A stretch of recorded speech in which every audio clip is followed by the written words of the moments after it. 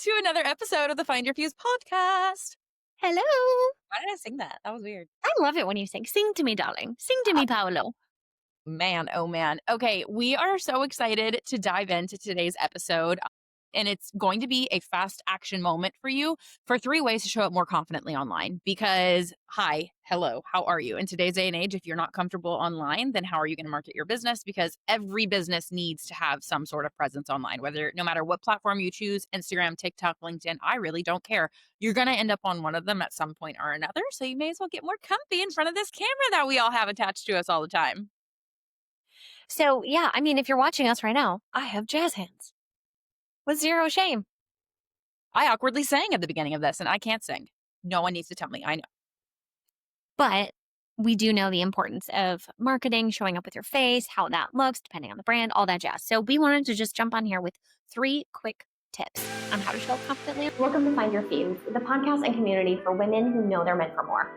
We're your hosts, Brooke and Kelly, 2 founders, 2 entrepreneurs, and 2 best friends who are figuring it out just like you. Because if you have found that success is anything but a straight line, then you're in the right place. Join us each week as we go through all things business and all things real life. We're going to bring you along for the highs, the lows, and everything in between. Grab your drink, get comfy, and get ready for a chat with your new best friends. Let's like this shit. One quick caveat I'll add in too is I know for me, I did not always show up confidently on camera. It definitely took getting used to. So if you're listening to us and going, yeah, but y'all have been showing up on social media for years now. And like, of course you don't mind being weird in front of the camera. It took practice to get here. So you can do it too. I'm still working on it. I would much rather talk in front of 5,000 people on stage than on camera. And that's me. So if you're like either one of us, we are living it too. So we're here to support. Okay, so duality. What's your favorite way to show up on social media these days? The high end of this. Besides spirit fingers on our podcast, I'm going to say I love talking to my people on my story. And I don't do that enough. It makes me happy. People love it. People will talk back to me. They'll send me voice notes, which makes me happy.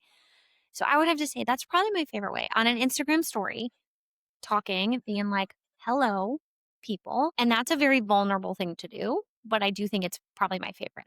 For me, talking videos, I'm like, let's say a day in the life and I edit it and all that stuff. I don't like doing that for myself. We do it for clients all the time. I don't like doing it for me. Like, to me, I think it's because it's me. It seems so inorganic and weird, but I do it anyway because I also know that that's something that's really impactful for people to see and see the behind the scenes of all things Kelly Lane. So I would say my favorite is stories. What about you? Yapping. No matter where. I really like TikTok. If I have to pick a platform, I do prefer TikTok. Sorry, Instagram. I like you too. And I want to get back to using stories and all that more because there is something to be said about a story moment on Instagram. Like there is no connection like a story moment because people can just go straight to the DMs from there, which just so easily, which is lovely. But I really just love a yapping moment. And honestly, here's a real vulnerable moment. I am currently working through being more comfortable on camera because if you know me in real life, I am definitely a very goofy person. I take nothing too seriously. Actually, I take a lot of things seriously, but like me on a regular day, I'm very goofy. I dance badly and I am silly and I love to prank my husband and I like to just like randomly do weird dances in random places, like which sounds weird in these sentences, but Kelly knows what I'm talking about. Like I'm just goofy and I love talking on camera. It's definitely the thing I'm most comfortable doing, just kind of like FaceTiming a friend, but something I'm working on being more comfortable doing because my soul enjoys it, but I have yet to like fully crack my shell and do it, is fully be my goofy self on camera. There's a couple posts that happen on TikTok that are just like as if there was a camera in the corner of my apartment, just being like weird and goofy in the kitchen cooking dinner and like having the random little dance breaks in the middle that happen while I'm cooking. So I would say those are some of my favorite things to make, but I'm still working on the comfort of actually posting them. I don't know if that makes sense. That was Interesting. to the question. That's okay. Talking's definitely a favorite, but that's something that I'm like, it's so fun. I like being goofy. I want people to see that. And showing up as myself is my favorite way to show up, but it's not comfortable in every capacity still. Okay. I get that. Yeah. I get that. I like seeing your little interludes. Like you had a TikTok that was like, I'm making risotto at 11 p.m. as a midnight snack. No one makes risotto at 11. It was couscous. Okay. Oh, you're right. I'm so sorry. Insert a different grain. That's also not a normal midnight snack. For Correct. those of you who don't know, Brooke is an incredible cook. And so her standards are really high, even for midnight snacks. But she has a TikTok about it. And half of that was the goofy fact that that was her midnight snack. And that was like a view into your kitchen, really. That's probably one of my favorite posts of yours. So Really. well, yeah. Fun fact for anyone listening, go watch it. It is entertaining. I had half a bottle of wine before I posted that. So, like, I'm not saying that's a healthy coping mechanism, but it is one of those moments of like, for anyone listening, again, I know I already said it, but like, we are still both going through getting more comfortable on camera. So if you're looking at us knowing we're comfortable in many capacities and we show up, we're all just faking it till we make it. There's layers that are constantly being unpeeled for more comfort to happen. That video went up and I do love it and I had so much fun filming it. But I had a good 2 glasses of liquid courage in me before I went, yeah, fuck it, let's post this. Also, yeah, fuck it, let's make this, you know? Hmm. Totally. Okay, well, speaking of comfortability, what is something that you're like, I hate this. I feel uncomfy when it comes to social media? Yeah. Honestly, like that, like being cringy, which is so funny because I equally don't care, but I also do care, if that makes sense. So I really you could ask Kelly every time she comes over, I'm like, let's make some funny TikToks. And you know what TikToks barely get made? The funny TikToks. Because I have these cringy moments of like, these are the things I giggle at. And it's always the dumbest shit. It's like the people with like the hoodies, like to where there's like a hole. If you're looking at me, like there's a hole the size of a donut on their face left because the hoodie is like tied really closed and they're like singing and doing funny things with like whisks and whatnot and just being dumb. And those are my favorite things to consume. And of course, I would want to create that in a way that is organic to the message I'm trying to get across for what I like to talk about on social media, whether it be for the agency, for my personal brand, whatever. But those are the things that I still feel super uncomfortable doing because I think about like the people I know in real life. Kind of don't care what strangers on the internet think about me. I don't know you. I'm never going to meet you and say, okay. But like when I think about like my blank is going to see this, I'm like, those are the moments that are like uncomfy for me on social media still. That's actually really interesting because mine is the exact opposite. I care less about people who know me, who Really? follow me on social media, than people who don't know me. Really? Yep. All the people who don't know me, like, that's a different piece of me that they're learning. And if the people who are in my life and they don't get it or they think I'm cringy or whatever, like, they know that I use social media as an outlet and I use it to promote my businesses and all of that stuff. If they don't like it, that's on them, but they're going to love me anyway. So Yeah. for me, it's completely opposite, where I'm like, I literally don't care if Bob Schmo on the street sees my cringy TikTok and he's like, ugh. I'm like, all right, Bob, you're not my person, and that's okay. Yeah. Yeah. For me, strangers on the internet, I don't care. It's people I know in real life, which you're not wrong. Like the people I know in real life are the ones who are most supportive. They have not given me a reason to have this. And I worked through it a lot. Like when I first, if I had to go back to a moment that is most uncomfortable from social media, um, it would be the first time I ever posted a talking story. Cause though talking is one of my favorite ways to show up now, that took comfort. That took getting comfortable. I remember the first time I posted on story, and like, here's a bonus hack for anyone listening before we get into the actual hacks mute or hide your story from everyone that you know in real life or anyone that you don't want to see it, just so that you can kind of release that fear of like, oh, they're going to see it. So that's what's stopping me from doing it. When I first started, I had to block everyone I knew in real life, including my own husband, who is so supportive. Everyone I know in real life has been so supportive of my entrepreneur journey, and they don't care how cringy I'm being on the internet, literally at all. They're like, go for it. They love it. They celebrate it, but it is uncomfortable, and I'm way more comfortable now than I was back then, talking especially. I'll yap in front of anyone all day. I don't need to hide anyone from my stories anymore. But this little, like, being extra silly and goofy as I am in real life on social media, I've only let it out in little blurts, and it is because of that. I'm like, "Oh my god, that's cringy." And I'm like, "I need to let that go." But yeah. But I mean, everyone's got their thing. I think for me, when it comes to something that is super uncomfortable, is I don't like showing my apartment. And that is, yeah, I think that's just for those of you listening at home, like a trauma response, because I've had some really crappy people in my life in the past that have like stalked or just done some crazy things. So, like, I don't like showing like me sitting on my couch. So, when you see images of my apartment, it's very little or like a corner of it because I'm just really, that makes me uncomfy. And I know a lot of people literally don't care. Like, they'll just walk around and whatever. But that's just something for me that I'm like, I slowly work on it, but it's really hard for me. And so that's just not like you have to. Okay. This is also not a caveat of like, you should do this, get over it. I'm not thinking that way, but it's just one of those like, how can I make it still relatable to people to know that, like, yeah, I do make my own coffee in the morning some days and they can see my coffee pot and that is okay, Kelly, that type of thing. But that's hard for me. So that's just one thing that I personally work through all the time.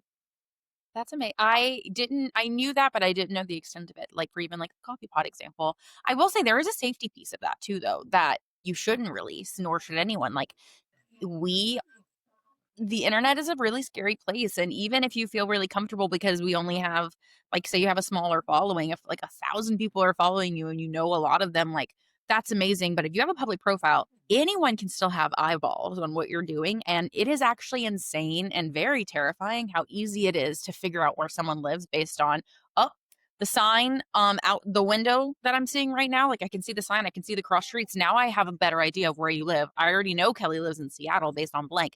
So, I will say, like, maybe not the worst discomfort to Yeah. have because, like, there is a safety part of that, and if you are listening and wanna post online, be so fucking conscious of that. Also, like, don't show the exact layout of your don't like, like, when house tours were a big thing? Mhm, Police mhm, officers will say that's, like, the one thing, like, stop doing that. Like, don't give someone the exact blueprint of your home.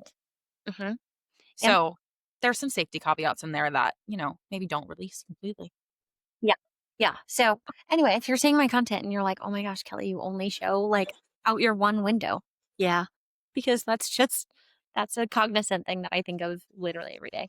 Okay, well, let's dive into it. Yeah. Yeah. 3 Cool. fast tips for confidence online. Number 1. Number one, consistency in the formats that you're posting. And we do this with clients, we do this with ourselves. It's honestly just like an easy way to get out of your head. It's on paper. This is what we're doing. Get into it.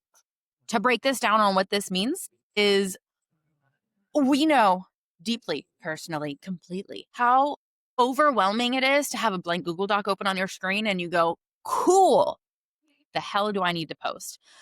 There's so much that goes into content creation for it to not only speak to your target audience, but to get your message across in a clear way, but also for you to have fun doing it. Like there's so many moving pieces that come to content creation. So if there's one way to kind of start a step ahead and make your life easier, it will make the whole process better. And so consistency in formats is legitimately like picking the formats you're going to post on repeat. So here's how you can do this. Pick 2 to 3 formats. So, and by formats, I mean, is it a carousel? Is it a green screen video? So like if you can imagine like a screenshot of a checklist in your notes app and you're like green screening over it, talking about what's on it. Is it a 7-second reel, i.e., here's a cute little B-roll clip from my life and like I'll put something sassy on top of it, whatever it might be. Pick 3 formats that you are like, I am down, I won't get bored. Let's do that. Let's do that on repeat. And that right there gives you a place to start. It's a solid foundation so that you can go, okay, if I am posting 3 times a week, one is a carousel, one is a day in my, get even more specific if you want to. One is a day in my life carousel, one is a green screen video with a checklist, and then one is a 7-second reel. Make it content that you can, like that or formats that you'll be able to do on repeat without getting overly bored. But when you sit down at your document, you're going to already have a really good foundation of what's happening. So if you're posting 3 times a week and those are your 3 formats, boom, now you need 4 ideas for the carousels, 4 ideas for the green screen vids, and 4 ideas for the 7-second reels. And yes, there's still thinking that needs to happen beyond that to say, okay, what am I actually saying in this? And what is the point of this video? But that is just one step ahead so you don't have a blank doc. And it makes a huge difference. And also showing up on social media consistently in formats is something that your audience subconsciously gets more comfortable and familiar with. So it does work to your favor over time. And also you can track the analytics. After you do these same 3 formats for 30 days, 60 days, 90 days, 90 is I know Kelly's favorite, you can learn from those analytics and go, okay, no one really engages my day in the life carousels. So how maybe I can swap that format. That format's not resonating. Or maybe that carousel now needs to be a photo dump instead. You can then pick it apart, analyze it, and pivot it to whatever you need. But pick 3 formats. It will make your content creation that much easier when it comes to planning. Yeah, I think there's a different kind of confidence in planning when it comes to consistency too. So if you're opening that doc and you're like, okay, people are already used to 4 7-second reels a week, amazing. You feel confident that that will work. You feel confident in filming that way. You feel confident in the hooks that you're going to do. And I think there's just a magic that happens when you feel confident in that way of like, I'm confident in my content pieces, in my selections. And then your analytics will also help you with that too. And it'll just further getting better. So consistency in formats is tip number one. Tip number 2. Get Get ready ready every day. We didn't know who was gonna say it. Seriously, get ready every day. That's something that I, again, still don't do every day. But when you are getting ready and all of a sudden inspiration hits or there's a trend and you hop on it and you're like, I don't have 30 minutes. I don't have an hour to go get ready. You'll pass by. So Mhm. if you're ready and it doesn't have to be anything crazy, but if you're ready and you're feeling physically confident, like I look good today. No Yeah. matter what comes my way, I'm gonna feel good. Um, it'll really help and shine through on camera as well. You're more likely to show up, and that's the whole point of this, and don't hear what we're not saying. I am not a firm believer that you have to have a full face of makeup on to get on camera. However, there is the reality that most people feel more comfortable that way. So, whatever you need to do to feel more comfortable in front of the camera, do it every day so that you are set up and ready to go. Release that barrier of entry because, like Kelly said, if that trend does come across and you're sitting on your couch in your favorite comfy sweats with a messy bun on top of your head, you're not going to be as likely to get up and take part in that trend or share that like oh my God, inspo thought that you just had, you're less likely to share it if you're like, I feel like shit and look like shit, as compared to if you're like, I'm feeling myself today. My hair is done. My makeup's on. I like my outfit. Then sure, you're going to pull out your phone and record in that moment. So get ready every day. Make it a habit so that you are ready to record whenever you need to be. And then the other two little things you can do kind of on that vein too, like removing barriers to entry is have more than one tripod. That's a trick that I have for myself. Like I have a tripod that I will keep in my bag to the best of my ability. My husband is stealing it a lot lately, but typically I try to keep one in my bag so I have it out in public with me when I need. I have an Octo Buddy on the back of my phone, which is if you're not seeing this, it's basically like an Suction. it's a suction, for the back of your phone so you can like suck so you can suck it on a mirror. So you can stick it on a mirror or a window or whatever you need to in public and boom, easy tripod, a glass of water. Um, and then also like if you know for a fact, this is something that I used to do. If you know for a fact that you're someone who films and like if you're a vlogger and you film in multiple places in your home, have a tripod set up in each of those areas. So, like, have one in your kitchen, have one by your vanity, have one in your bag to take with you on the go. Like, have one in those like key places. Buy a tripod for like $10 on Amazon and have one in those key places so that I know moving the tripod around is not that big of a deal. But you would be surprised how many people are like, oh, I just didn't feel like moving the tripod and getting it set up. Mm, you already have it set up. You don't have to move shit. So, what's your excuse now, huh? And we can put links in the show notes on like what kind of tripods we like because they completely collapse down. You can throw them in a bag. It's not like it's clunky. It really doesn't take that much space. And it is an easy thing where you're like, okay, if it's me posting is standing between me and having a tripod, just bring the tripod with you everywhere you go. Yeah. Yeah. And have an Love it. Octobody. Say both. This Octobody comes in handy, and I recently got Every one day. and it had a mirror on the back of it. Game changer. That's really awesome. That's really awesome. Um, Mine doesn't have a mirror, but still works. So It does. Same idea. exactly. Okay, so that was tip number 2. Get ready every single day, however that looks to you. And number 3, what makes perfect? Practice. Honestly, it's so freaking cheesy, but it's so true. Practice makes perfect. The fastest way to get comfortable on camera and to build confidence on camera is to show up before you even feel ready. And that really starts with like putting in those reps, building that muscle and getting used to it. So, one of my favorite tips for people, if you're getting used to yapping to a camera, because it's weird. Let's be honest. Let's break the fourth wall for a second. It is weird. It's uncomfortable. You're talking to literally no one. You're just talking to a little box in your kitchen by yourself or wherever you may be. It's uncomfortable. But if you start putting your phone, so like pick a task that you're gonna do every day, no matter what. Maybe not brushing your teeth. It's kind of hard to talk while you brush your teeth. But like pouring your coffee, making your bed. It really doesn't matter. Pick any menial tasks that you do every single day and set up your phone somewhere in the room around you while you're doing said task and talk to the camera about the task and what you're doing and describe step by step how you're doing it. So I'm making my coffee today, and the first thing I'm going to do is I'm going to go ahead and pour my coffee in the cup. And while it's like slightly cooling down, I'm going to walk to my fridge and I'm going to grab my favorite creamer. Oh my God, have you had the Chobani creamer, the white chocolate macadamia nut? It's so damn good. Then I'm going to pour that in my coffee. You see the point? You're going to just talk through this silly little task that you're doing, and not one person needs to see this video. This can die in your camera roll with no one to see, but it's just getting you used to talking on camera and being comfortable. And especially in the beginning, knowing that like this video is going nowhere, you Mhm. can literally delete it right after, helps because there's no pressure. But it's just getting you used to talking to the little phone. And also, like, when it comes to practice too, let's say you're not gonna post it, but you could still edit it like you're Mhm. going to.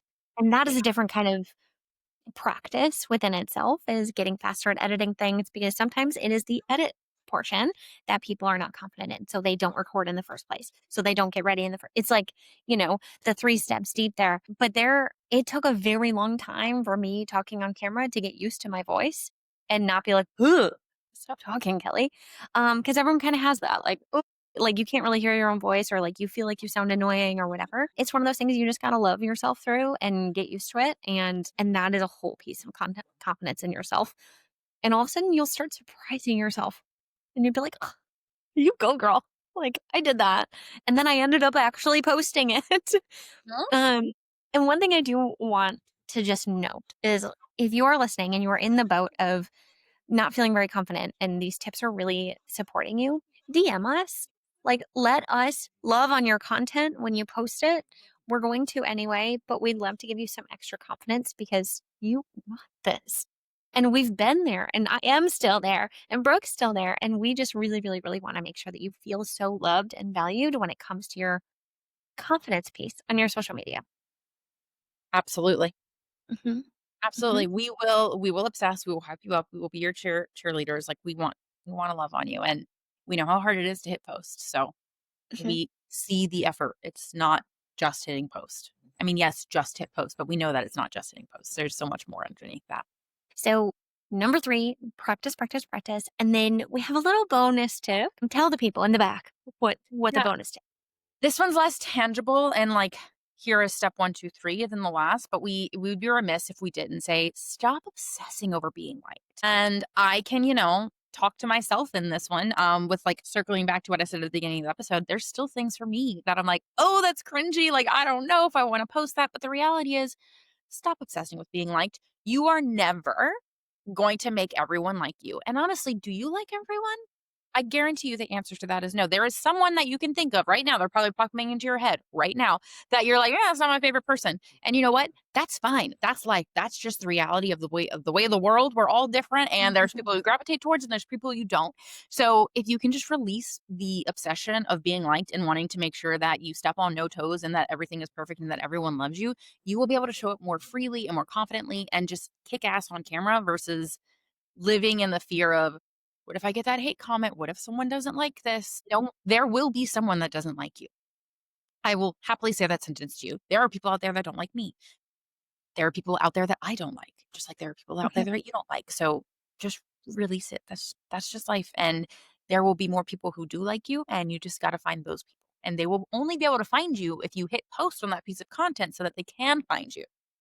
Totally. Go find where your people are, because I truly believe that if it's someone who likes you, you'll probably like them back, and then you want to consume more of their content and cheer each other on in this journey. And I think that's just a beautiful, beautiful thing. Hell yeah. Amazing. Okay.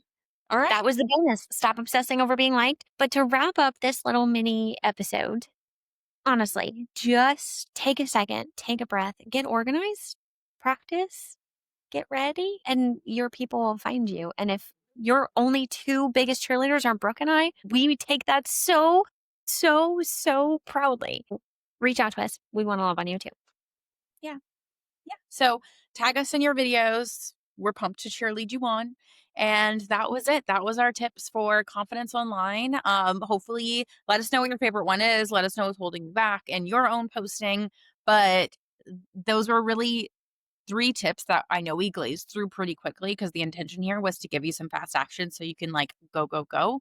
But if you have more questions, let us know. And these are huge tips that will make a difference if you actually implement them. So don't let this be another episode that you hit play on during your drive to work or during your walk on the treadmill and you forget as you put the next one on. Let this be a post that or a podcast that you listen to and you take action on the second the episode is done. Yeah. Get rid of the fear of taking up space because you are here for a purpose and a mission, and we want to love on that. And so does everyone else. So bring that confidence, put on that Boss Babe playlist that you have, and start practicing because we're here. All right. See you next time. Okay, love you. Bye. Thank you so much for listening to today's episode. We have new episodes coming out every Thursday, so we will catch you in one of the next ones. And please take some time, follow us on @FindYourFuze or email us at info@findyourfuse.com for all inquiries and all exciting things that you want to chat with us about. We love building this community and we love you. Take some time and leave a review. Anything above 5 stars, we'd love it. But really, we appreciate you and we appreciate your feedback in any form because the more feedback we can get, the better we'll get. Okay, love you. Bye.